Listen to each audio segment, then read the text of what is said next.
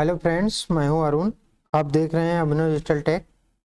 आज मैं triple C या ओ लेवल के लिए डिजिटल फाइनेंशियल टूल का थर्ड वीडियो लेके आया हूं, जिसमें आप बहुत ही इम्पोर्टेंट क्वेश्चन आज देखेंगे। तो चलिए स्टार्ट करते हैं। पहला क्वेश्चन है, भारतीय मुद्रा चिन्ह जो होता है, रुपये का सिंबल जो होता है, किन दो भाषाओं के मेल से बना है? ठीक, तो इसका राइट आंसर हो जाएगा देवनागरी और रोमन भाषाओं से मिलके बना हुआ है। नेक्स्ट क्वेश्चन देखते हैं, पहले ऑथराइजेशन होता है या ऑथेंटिकेशन? जब आप कोई भी पेमेंट वगैरह करना चाहते हैं आप नेट बैंकिंग के द्वारा, तो पहले आपका ऑथराइजेशन होता है, आफ्टर दैट ऑथेंटिकेशन होता है आपका। ठीक, तो इसका राइट आंसर हो जाएगा पहले ऑथराइजेशन होगा और फिर क्या होगा? ऑथेंटिकेशन। तो आप इसका राइट आंसर हो जाएगा ऑप्शन ए। नेक्स्ट क्वेश्चन देखते हैं, बैंक गोल्ड लोन देता है। गोल्ड लोन एक स्कीम है जिसके द्वारा बैंकें लोन प्रोवाइड कराती हैं ज़रूरतमंद लोगों को। तो वो इन चार ऑप्शन में से कौन सा ऑप्शन है जिसपे बैंक गोल्ड लोन देता है? तो इसका राइट आंसर हो जाएगा सोने के आभूषण गिरवी रखने पर। ठीक, सोने के आभूषण अगर आपके पास हैं तो उसको बैंक में गिरवी रख दीजिए, तो उस पर आपको लोन मिल जाएगा।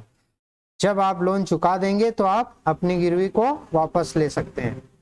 नेक्स्ट क्वेश्चन देखते हैं, DFS का फुल फॉर्म क्या है? तो इसका फुल फॉर्म होता है डिजिटल फाइनेंशियल सर्विस। इसका राइट आंसर हो जाएगा आपका option C, digital financial service. Next question देखते हैं, भारतीय मुद्रा चिन्ह आधिकारिक तौर पर कब अपनाया गया? तो भारतीय मुद्रा चिन्ह आधिकारिक रूप से 15 जुलाई 2010 को अपनाया गया था। तो इसका राइट आंसर बी होगा। नेक्स्ट क्वेश्चन देखते हैं, क्वेश्चन 6 देखते हैं, बैंकिंग क्षेत्र में अधिक संख्या में बैंकों के तेज निस्तारण के लिए निम्न में से कौन सी डिवाइस का प्रयुक्त होता है या प्रयुक्त होती है? इसका राइट आंसर है ऑप्शन सी, MICR। MICR का फुल फॉर्म होता है मैग्नेटिक इंक कैरेक्टर रिकॉग्निशन। ये भी बहुत बार पूछा गया है ट्रिपल सी में या ओ लेवल में। नेक्स्ट क्वेश्चन देखते हैं, UPI का फुल फॉर्म है, UPI का पूर्ण रूप है। तो UPI का फुल फॉर्म होता है यूनिफाइड पेमेंट इंटरफेस। तो इसका राइट आंसर होगा ऑप्शन ए। नेक्स्ट क्वेश्चन देखते हैं, नेट बैंकिंग की सुविधा कौन सी बैंक प्रदान करती है? SBI, HDFC bank, bank of Baroda, इनमें से सभी? तो इसका राइट आंसर हो जाएगा जितनी भी बैंकें हैं सभी नेट बैंकिंग की सुविधा प्रदान कराती हैं। तो नेक्स्ट क्वेश्चन देखते हैं, रुपे डेबिट कार्ड क्या है? पहला option domestic debit card, Bharat के NPCI द्वारा जारी सभी POS एंड ATM मशीनों द्वारा स्वीकृत, इनमें से सभी? इसका राइट आंसर होगा इनमें से सभी। तो आप ये चीजें आप याद रखेंगे रुपे कार्ड के बारे में। NPCI का फुल फॉर्म हम बता देते हैं क्या होता है। NPCI का फुल फॉर्म होता है NPCI, national payment corporation of India. ये भी बहुत बार पूछा जाता है। नेक्स्ट क्वेश्चन देखते हैं, ATM डेबिट कार्ड मुद्रित संख्या में कितने डिजिट होते हैं? तो जो भी आपके कोई भी डेबिट कार्ड हो या क्रेडिट कार्ड हो जो आपकी ATM मशीन में लगते हैं, उनमें 16 डिजिट होते हैं। तो आप ये क्वेश्चन याद कर लेंगे, बहुत बार एग्जामों में पूछा गया है कि क्रेडिट कार्ड या डेबिट कार्ड में जो नंबर होता है वो कितने डिजिट का होता है? तो इसका राइट आंसर हो जाएगा ऑप्शन सी, 16 डिजिट का होता है। नेक्स्ट क्वेश्चन देखते हैं, क्यूआर कोड कब डिजाइन किया गया था? तो क्यूआर कोड जो है 1994 में जापान में ऑटोमेटिक कंपनी में किया गया था, ठीक, ऑटोमेटिक इंडस्ट्री के लिए किया गया था। अब जो है क्यूआर कोड का इस्तेमाल पेमेंट के लिए भी किया जाता है और भी बहुत कामों के लिए किया जाता है, मर्चेंडाइज के लिए भी किया जाता है। तो याद रखिएगा क्यूआर कोड का आविष्कार जब हुआ था, डिजाइन किया गया था 1994 में। नेक्स्ट क्वेश्चन देखते हैं, यूपीआई कब शुरू किया गया?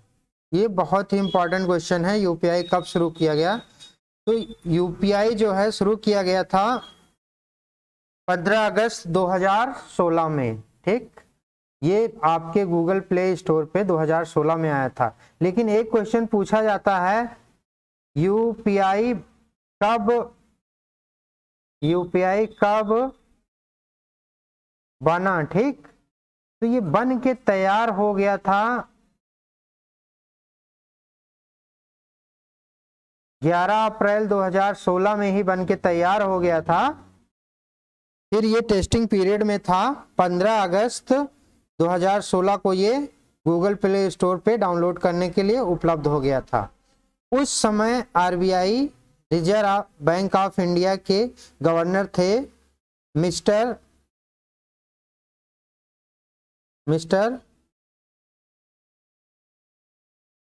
आर गोविंद राजन, ठीक। मिस्टर रघुराम गोविंद राजन थे उस समय के गवर्नर, ठीक है ना। तो ये याद रखिएगा कि आरबीआई के गवर्नर यूपीआई जब लॉन्च हुआ था तो कौन थे? मिस्टर रघुराम गोविंद राजन थे। और कब बन के तैयार हो गया था? 11 अप्रैल 2016 में। ऑफिशियली गूगल प्ले स्टोर पे कब आया? तो 15 अगस्त 2016 को आया था। नेक्स्ट क्वेश्चन देखते हैं, यूपीआई 24/7 और 365 दिन उपलब्ध होती है। हाँ, ये राइट आंसर है। आप कभी भी यूपीआई से आप पेमेंट करो, ये 24/7 और 365 दिन, कोई भी होली, दीपावली, कोई भी छुट्टी हो, हर दिन वो रहता है, ठीक। 24/7 है और 365 दिन है। नेक्स्ट क्वेश्चन है, यूपीआई से भुगतान के लिए आईएफएससी एंड बैंक खाता नंबर की जरूरत नहीं होती। हाँ बिल्कुल, अगर यूपीआई से आप पेमेंट करना चाहते हो किसी को, तो आप उसकी सिर्फ यूपीआई आईडी मांग लीजिए और पेमेंट कर सकते हो। ये आपका की जरूरत नहीं होती है, तो ये आपका ट्रू हो जाएगा। आईएफएससी कोड और बैंक खाता नंबर की जरूरत नहीं होती है। याद रखिएगा, ओनली यूपीआई आईडी होनी चाहिए आपके पास और आप पेमेंट कर सकते हो। नेक्स्ट क्वेश्चन देखते हैं, एईपीएस द्वारा संभव है। एईपीएस का फुल फॉर्म भी बहुत बार पूछा जाता है, तो पहले आप इसका फुल फॉर्म देख लीजिए। इसका फुल फॉर्म होता है, ए मतलब आधार, ई मतलब इनेबल्ड, पी मतलब पेमेंट, एस मतलब सिस्टम। इसका फुल फॉर्म हो गया आधार इनेबल्ड पेमेंट सिस्टम। इसके द्वारा क्या संभव होता है? नगद जमा और निकासी, balance enquiry and mini statement, Aadhaar से आधार फंड ट्रांसफर, इनमें से सभी। इसका राइट आंसर हो जाएगा आपका ऑप्शन डी, इनमें से सभी। ये सब संभव है आधार इनेबल्ड पेमेंट सिस्टम से। एक क्वेश्चन और पूछा जाता है, आधार इनेबल्ड पेमेंट सिस्टम से एक दिन में मैक्सिमम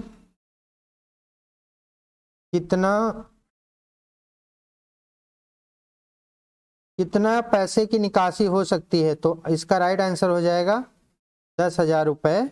10,000 रुपये तक की निकासी आप कर सकते हो। ये भी बहुत पूछा जाता है।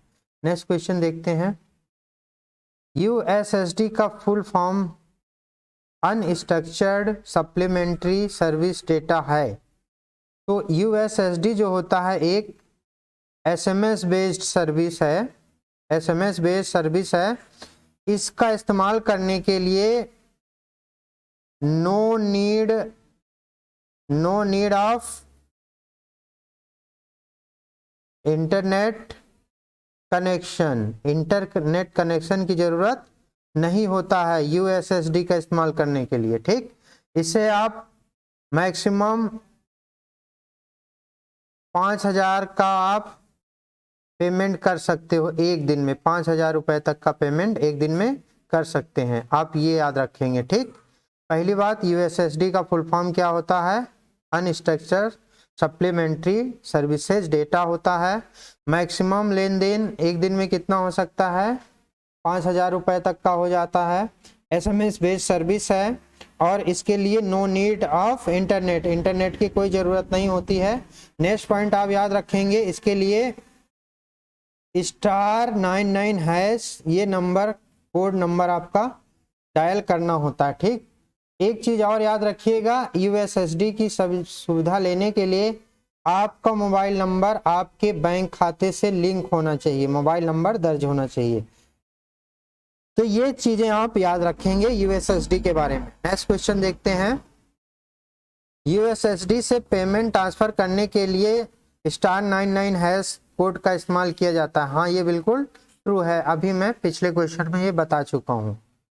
तो नेक्स्ट क्वेश्चन देखते हैं। यूएसएसडी के द्वारा 5,000 रुपये तक का प्रतिदिन फंड ट्रांसफ़र किया जा सकता है। तो ये स्टेटमेंट भी बिल्कुल ट्रू है, अभी मैं बता चुका हूँ। फिर उसके बाद पेजैप वॉलेट को एचडीएफसी बैंक ने लॉन्च किया। हाँ, बिल्कुल ट्रू है कि पेजैप वॉलेट जो है, ई वॉलेट जो है, इसको एचडीएफसी ने स्टार्ट किया है, एचडीएफसी का ही है। एक ऐप आपसे पूछा जाता है योनो, ठीक। योनो ऐप है एक, इसको भी आप लोग याद रखिएगा। ये एसबीआई ने लॉन्च किया है इसको। किसने शुरू किया है? एसबीआई ने शुरू किया है। इसका फुल फॉर्म होता है यू नीड ओनली वन, ठीक। You need only one. Next question देखते हैं। पीओएस के लिए कौन से घटक शामिल हैं? यह आपसे पूछा जा सकता है, पीओएस के लिए कौन से कंपोनेंट इस्तेमाल होते हैं। तो आपके पास एक मॉनिटर होना चाहिए, मतलब ये जो आपका टीएफटी मॉनिटर, बारकोड रीडर होना चाहिए और क्रेडिट कार्ड रीडर और रिसिप्ट प्रिंटर भी होना चाहिए। इनमें से सही सभी, तो इसका राइट आंसर हो जाएगा आपका इनमें से सभी। इन सब की ज़रूरत होती है। इसके अलावा भी और भी हार्डवेयर की ज़रूरत होती है पीओएस पूरा सेटअप करने के लिए। तो इसका फिलहाल आंसर हो जाएगा इनमें से सभी। नेक्स्ट क्वेश्चन देखते हैं। आईएफएससी कोड का फुल रूप इंडियन फाइनेंशियल सिस्टम कोड है। तो ये भी आपका एकदम राइट स्टेटमेंट है। आईएफएससी कोड का पूर्ण रूप इंडियन फाइनेंशियल सिस्टम कोड होता है। तो आपको पता होना चाहिए आईएफएससी जो होता है वो 11 डिजिट का होता है, ठीक। 11 डिजिट का होता है। दूसरी चीज, ये अल्फा न्यूमेरिक होता है। अल्फा न्यूमेरिक मतलब इसमें अल्फाबेट भी यूज होते हैं और नंबर भी यूज होते हैं। और पहले पहले 4 डिजिट जो होते हैं, 4 डिजिट जो होते हैं वो बैंक को रिप्रेजेंट करते हैं। इसको रिप्रेजेंट करते हैं, बैंक को दर्शाते हैं या रिप्रेजेंट करते हैं, ठीक। और लास्ट के 6 डिजिट जो होते हैं वो उसी बैंक की ब्रांच को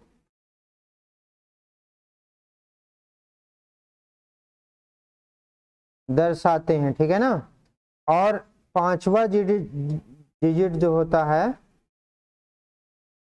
5th डिजिट जो होता है वो होता है 0, ठीक। 5th डिजिट जो होता है 0। आप इतनी चीज आईएफएससी कोड के बारे में याद रखेंगे। तो आज के लिए इतना ही।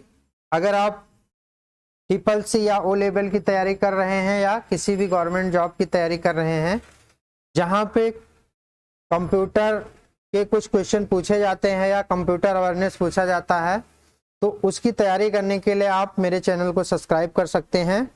अगर आपको ये वीडियो अच्छा लगता है लगा है तो प्लीज़ चैनल को सब्सक्राइब करें और वीडियो को शेयर करें। Thanks for watching.